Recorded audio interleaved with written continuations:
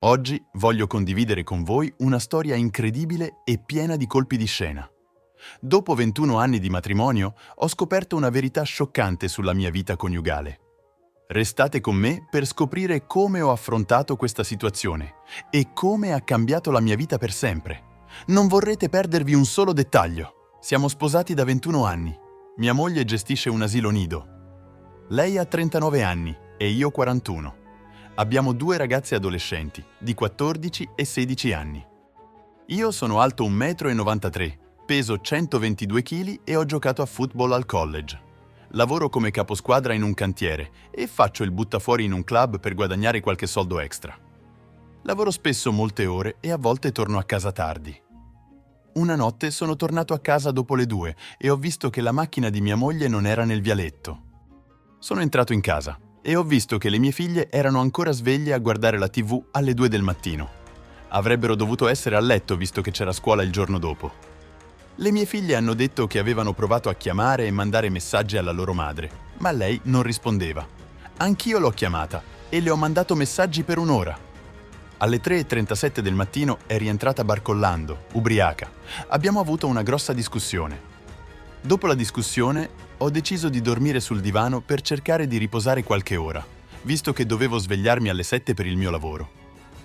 La mattina dopo ho svegliato le ragazze perché si preparassero per la scuola. Prima di uscire per andare al lavoro ho notato che passando davanti alla camera da letto mia moglie era al telefono a mandare messaggi. Le ho detto «Buona giornata, ti amo», ma ho notato che non ha risposto. Siccome ero di fretta non ho fatto domande. Dovevo andare a lavorare. Quel giorno sono tornato a casa un po' più tardi, ma quando sono arrivato mia moglie non c'era. Le mie figlie mi hanno detto che avevano fame. Così, in fretta, ho ordinato pizza e ali di pollo per loro. Ma per tutto il tempo ho cercato di chiamare mia moglie. Ho detto alle ragazze che, una volta arrivata la pizza, sarei andato a cercare la loro madre. A quel punto erano passate le 8 di sera e loro madre non era a casa né rispondeva ai messaggi. Normalmente lei torna a casa alle 5:30 o al massimo alle 6. Viviamo a soli 22 minuti dal suo lavoro. Il primo posto dove sono andato è stato l'asilo dove lavora. Magari stava pulendo il posto o qualcosa del genere. Niente, il posto era chiuso e la sua macchina non c'era. Ho chiamato la sua amica e lei ha detto che non l'aveva vista. Mentre uscivo dal parcheggio del suo lavoro, ho ricevuto un messaggio dalla mia figlia maggiore che diceva che la mamma era a casa. Appena arrivato, ho detto alle ragazze di andare nelle loro stanze. Ho affrontato mia moglie chiedendole dove fosse stata e cosa stesse succedendo. Lei ha detto: «Tu non sei mio padre, stavo con degli amici». Ho detto: «Ah, ok», e me ne sono andato. Ragazzi, non eravamo stati intimi per 3 mesi. Immagino si possa chiamare letto morto. Questa era la seconda volta in una settimana che i suoi spostamenti erano sospetti. Nei 21 anni di matrimonio la comunicazione non era mai stata un problema, e tutto d'un tratto lo era. Dopo quel confronto sapevo che doveva esserci qualcosa che non andava con mia moglie. Non sapevo cosa fosse. Ho mantenuto la calma. Una volta, all'inizio della nostra relazione, avevo un brutto carattere. Non l'ho mai colpita o altro, ma rompevo cose durante le liti. Sono andato in terapia e ora ho tutto sotto controllo. Sono andato al lavoro ma ero mentalmente inefficace. Un mio collega se n'è accorto e mi ha chiesto se andava tutto bene. Gli ho detto: «Ho dei problemi a casa, devo arrivare al fondo della questione». E questo è tutto quello che ho detto. Dopo il lavoro sono tornato a casa. Indovinate un po'? Mia moglie non era a casa.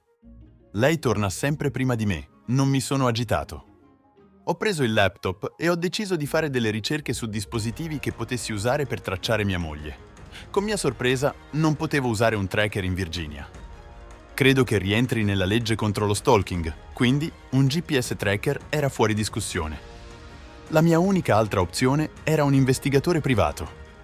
Avevo anche degli Apple AirTags, ma non potevo usare nemmeno quelli. Mentre ero al computer, mia moglie è tornata a casa. Non le ho detto niente e questo l'ha sorpresa. Mi ha chiesto come fosse andata la giornata. Ho risposto con chiacchiere ragionevoli. Non volevo farle capire cosa stavo facendo. Poi è venuta verso di me. Ho dovuto chiudere il computer in fretta dopo aver lasciato le informazioni per l'investigatore privato. Mia moglie mi ha chiesto se volevo guardare un film. A quel punto le mie figlie sono scese e abbiamo guardato tutti insieme il film. Per tutto il tempo la mia mente era altrove. Dopo il film siamo andati tutti a letto. Mia moglie mi ha chiesto di dormire nel letto con lei, il che è stato bello. Anche se non abbiamo avuto intimità, è stato bello dormire nello stesso letto. Bene, la mattina dopo aveva altri piani. Mi ha attaccato prima che andassi al lavoro. Non me lo aspettavo. Mentre andavo al lavoro, l'investigatore privato mi ha chiamato e mi ha chiesto quando volessi incontrarla. Mi ha detto: «Puoi venire da me o posso venire io da te?» Ho optato per farla venire da me, visto che ero al lavoro.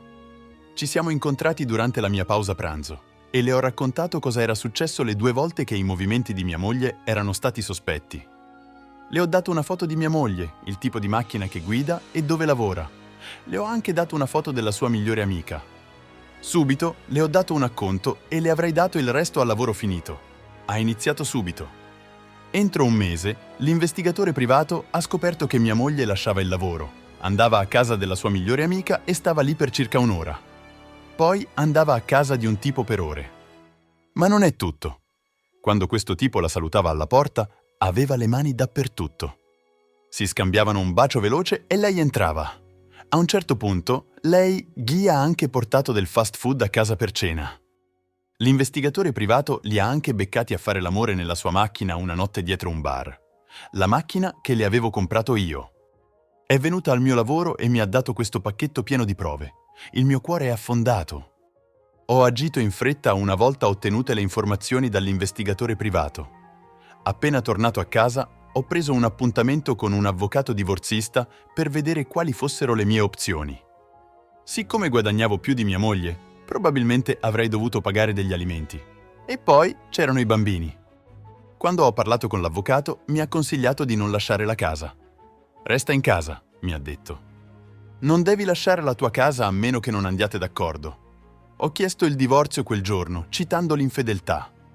La gente mi ha chiesto perché non volessi fare consulenza matrimoniale. Per quale motivo? Perché mi tradisse di nuovo? Assolutamente no. Stava usando i miei soldi per portare la cena a questo tipo. Non aveva alcun rimorso. Sono anche andato a farmi testare per le malattie sessualmente trasmissibili. Ero pulito. Beh, il divorzio è stato un po' un caos. Lei non ha ottenuto gli alimenti. Ha pianto e supplicato il tribunale. Ha lasciato la casa. Quando sarà venduta, riceverà la sua metà. Il suo appartamento, come mi raccontano le ragazze, non è in buone condizioni. Anche se condividiamo la custodia, i bambini non vogliono avere nulla a che fare con lei.